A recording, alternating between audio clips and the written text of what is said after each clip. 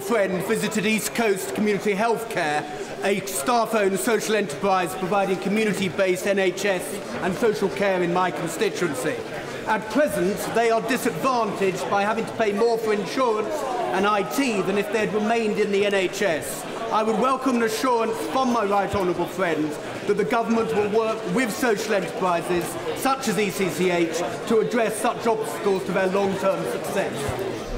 Well, Mr. Speaker, I'll certainly talk to my right honourable friend, the Health Secretary, about exactly that issue. But he will have seen, as I did when we visited that public service mutual, the extraordinary level of enthusiasm, commitment and dedication that, having spun out of the NHS to be a staff-owned mutual, was invested in their activity.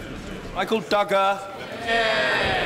Thank you, Mr. Speaker. An excellent report published last week by the Centre for Regional Economic and Social Research at Sheffield Hallam University on the state of the coalfields confirmed that the most deprived areas of the country have the lowest concentration of voluntary sector organisations. On top of this, we know that local authorities in those same areas are suffering disproportionate cuts, a double whammy for the poorest parts of the country. Why is the government not doing enough specifically to help the voluntary sector in the poorest parts of the country? Well, we are. We set up a programme, Community First, which is delivering neighbourhood grants in the 600 most deprived wards in the country. We've also worked closely with NCVO and Big Lottery Fund to use the European funding structures to unlock £500 million worth of funding for social inclusion in some of the most deprived communities in the country, and I hope that he will welcome that. Stephen Metcalfe. Thank you, Mr. Speaker. Can I welcome the work that this government has done on encouraging volunteering? And can I ask, especially through the Points of Light programme, and can I ask when my constituents who work so hard will be recognised through this programme? Well, Mr. Speaker, with more and more people volunteering, it's right that we should do more to recognise and celebrate their great work. And Points of Light is a new daily award from the Prime Minister. Today he is announcing the 50th winner, and I would welcome recommendations from all constituencies, including South Basildon and East Thurrock. Dan Jarvis. Mr. Speaker, City Year recruit 18 to 25-year-olds to volunteer as mentors and tutors in schools in deprived areas. They have a proven track record of tackling educational underattainment and developing young people to become more employable and more engaged citizens. Will the Minister consider recognising a full-time year of voluntary service as a new pathway for young people as they transition between education and employment by giving it a status that will ensure young people have the confidence that their commitment is being publicly recognised? Like many members across the House, I'm a huge supporter of city service. In fact, the Cabinet officers back them with substantial grants, and they're part of a wider coalition of organisations have got together to structure the Step Up to Serve campaign, supported by all three party leaders, led by the Prince of Wales, to double the number of young people in this country involved in volunteering, and I hope he can welcome that. Mr. Julian Smith. Mr. Speaker, as part of its long-term economic plan, this government has saved £1.2 billion by rationalising the government estate. That's the equivalent of 26 Buckingham Palaces. What more can be done to replicate these savings from local councils and local authorities?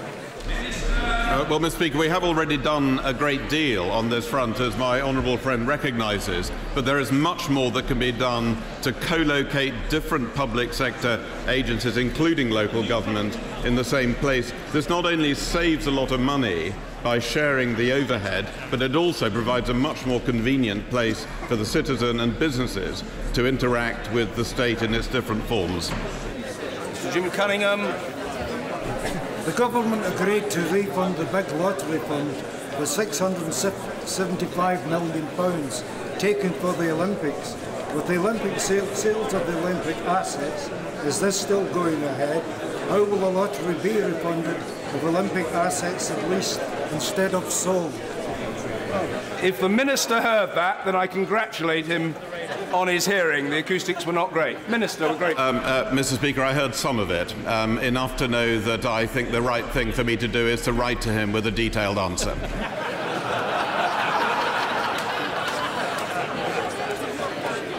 Order. Before I call Mr. Damian Collins, at the start of questions to the Prime Minister, I wish to inform the House how I will be applying the House's sub judice rules to any exchanges on Mr Coulson's case. I ask the House for some forbearance, as it is important to members and those outside the House that the position is clear. The House will know that Mr Coulson has now been convicted on a charge of conspiracy to intercept communications. The court has not yet sentenced Mr Coulson for that offence. There has as yet been no verdict on 2 charges against him of conspiracy to commit misconduct in public office. The rules of the House's sub judice resolution, which the House rightly expects me to enforce, apply to criminal cases which are active. They cease to be active when, and I quote, they are concluded by verdict and sentence. So they apply in this case. At the same time, the House's resolution gives the Chair discretion in applying the rules.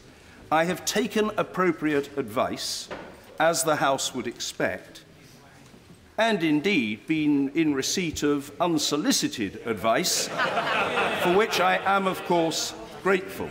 In the light of all the circumstances, I have decided, 1, to allow reference to Mr Coulson's conviction, 2, not to allow reference to his sentencing by the court, such as speculation on the nature of that sentence, and 3, not to allow reference to those charges on which the verdict is awaited.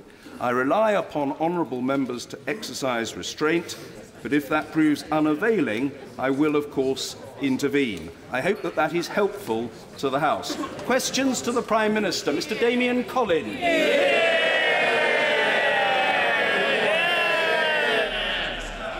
Thank you, Mr Speaker.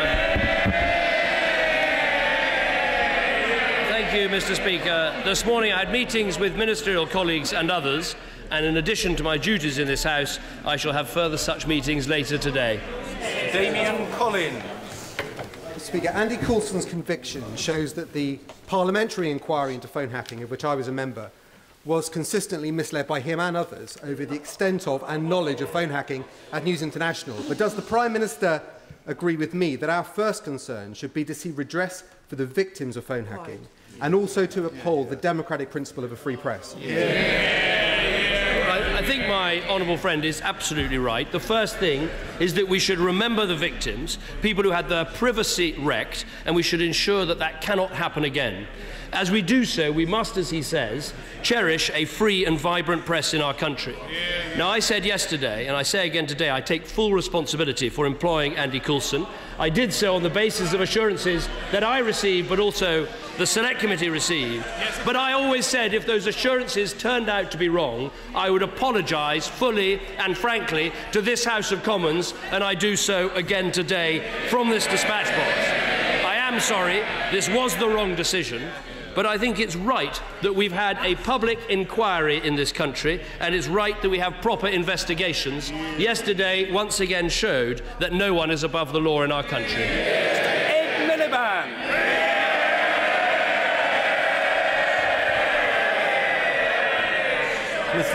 Mr. Speaker, today we know that for 4 years, the Prime Minister's hand-picked closest advisor was a criminal and brought disgrace to Downing Street. We now also know that the Prime Minister willfully ignored multiple warnings about him. On the 8th of July 2009, The Guardian published evidence of phone hacking on an industrial scale while Andy Coulson was editor of the News of the World.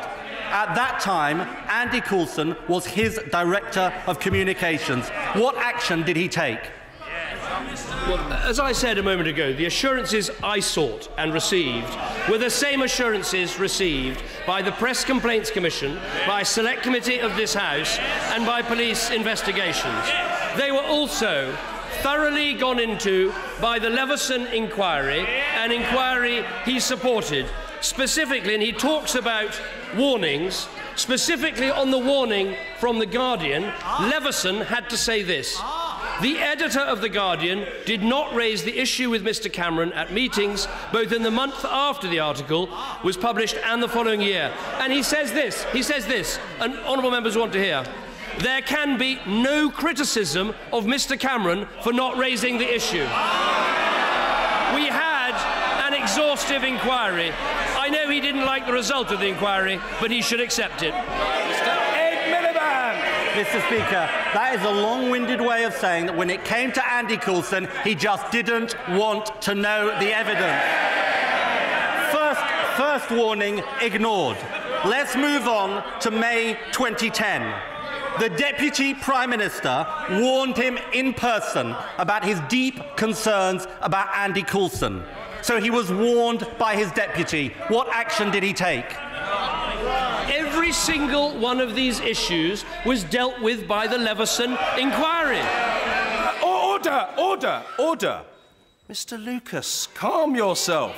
I am trying to offer you on a weekly basis therapeutic guidance.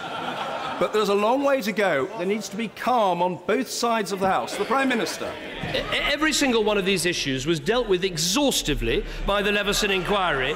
The terms of reference of the Leveson inquiry were agreed by the right honourable gentleman, and they included, I quote, the extent to which there was a failure to act on previous warnings about media misconduct. That is what Leveson looked into. He looked into all of these questions about the warnings I was given and the response I gave, and he made no criticism of my conduct.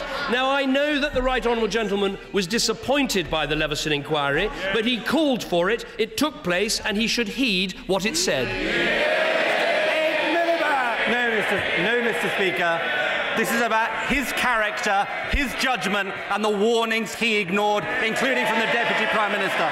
Warning number 2 ignored. Then in September 2010, the New York Times published a front-page investigation detailing Andy Coulson's extensive knowledge of phone hacking, including one former editor who said, I've been to dozens, if not hundreds, of meetings with Andy when the subject came up. What action did he take? All of these issues, every single warning, was dealt with by the Leveson inquiry. An inquiry he called for, an inquiry whose terms of reference he agreed, and I know he can't bear it, but Leveson made no criticism of my conduct in this regard